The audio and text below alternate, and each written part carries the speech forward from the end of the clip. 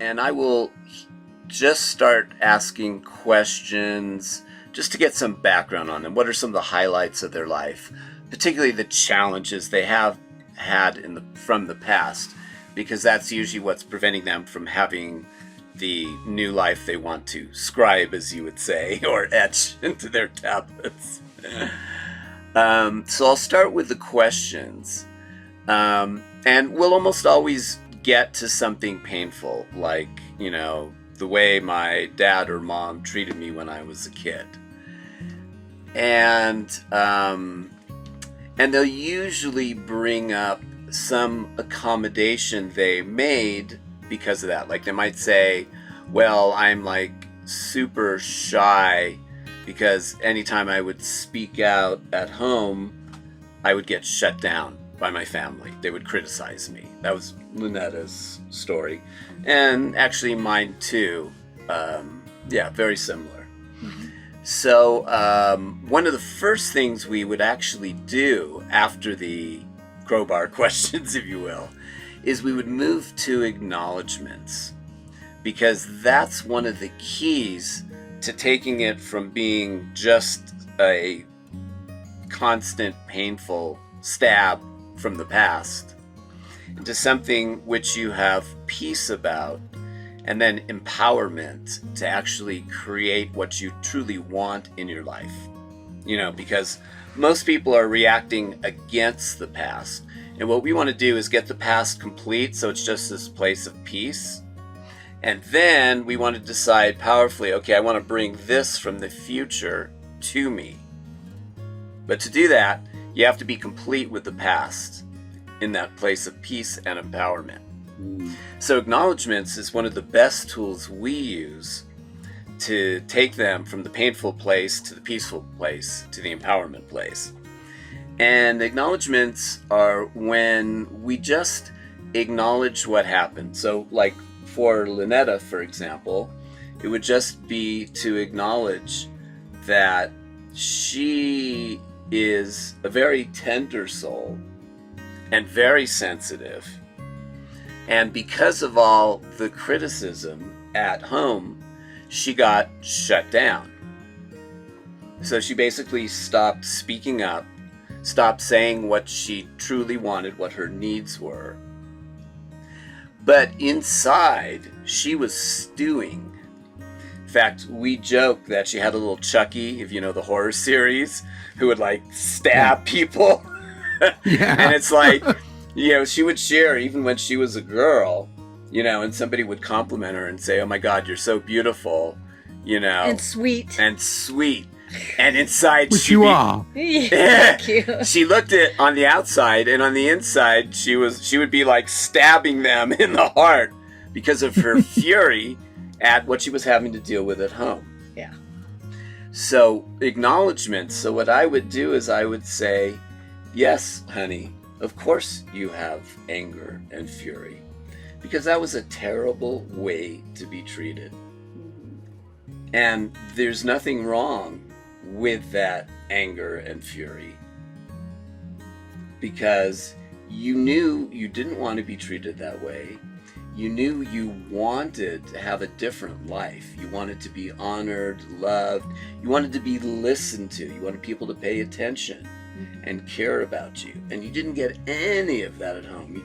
You were just focused on survival. Yeah. And it's like, I get that.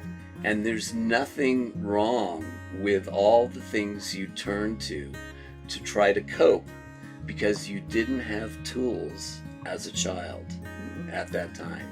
Yeah. And you did the best you could do. And Lunetta, and this is all in her book, she turned to drugs, she turned to sex, she had multiple relationships that were not ultimately successful. And these were all her attempts to try to have some genuine love in her life. And all the things she did, I don't have any judgment for her at all. It's like, I understand the pain of what she went through and how she tried to cope with it. And I am just grateful that she managed literally to survive it, because she did even try to commit suicide a couple times. Thank God she was not successful, because otherwise I wouldn't be able to be with her right here, right now, and enjoy this amazing woman. So that's an example of an acknowledgement where we take what we ourselves would consider something negative about ourselves, like that anger and rage she had inside, and how she acted out, all the things in the external world she turned to that people would judge and say, oh, that's all wrong and immoral and all that. And it's like, no, this is just what happens when we human beings have to deal with some pretty heavy duty stuff, which a lot of us have to deal with. So acknowledgements is one of our first tools to take that thing that seems negative and turn it into something that ultimately is peaceful and eventually empowering even. And one empowering question that I do remember him asking me is when I told him that I felt like I was so needy and I didn't want to be needy anymore. I wanted to leave that person behind and not be so needy. And Mark said, is it needy or is it just basic human needs to be loved? To be loved and to have somebody that you can give love to and have them receive it. And I didn't get to experience those. So, of course, I was yearning for that. And Mark validated it and, in fact, said it's a universal human need. Everybody has those needs. So that helped me to break free from this judgment I had on myself that I was so needy.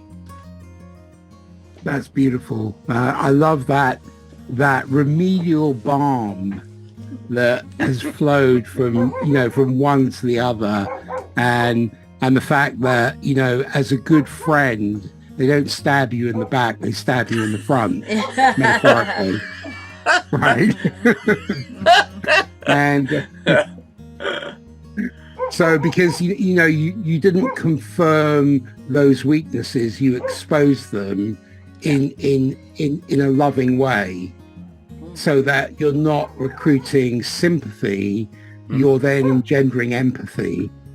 And when you go on that track, then that cultivates that remedial balm, that cultivates that healing, that cultivates absolute and pure love rather than relative love, because you can look at things from the relative point of view or the horizontal axis, which 90% of our life is the maintenance realm, the horizontal realm, but then there's the vertical axis, which is more of the spiritual axis. Like I said to somebody the other day, I said, you can look at a range of mountains and, you might have Christianity here, Judaism over there, Islam over here.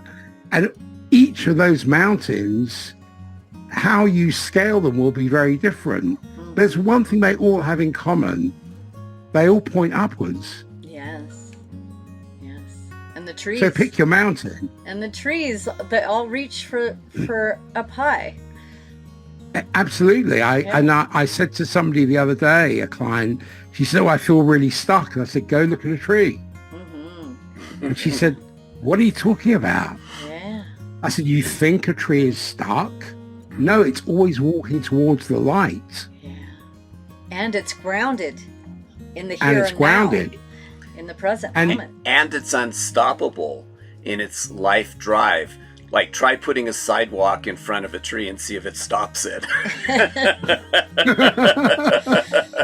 Yeah, absolutely. And then you're onto things like natural laws, because then you go into the 2/3, 1/3 principle, because what you're seeing is 2/3 of that tree. The 1/3 is under the ground, and in likewise fashion, that you can see that with conscious, semi-conscious, and unconscious. You can only be in 2/3 of it at one time. Your finger has 3 parts to it, like your arm does, but you can only move 2/3 of it at one time. Mm-hmm. Right? So there's that principle at play in nature. There's that principle at play in each one of us and in the people that we serve.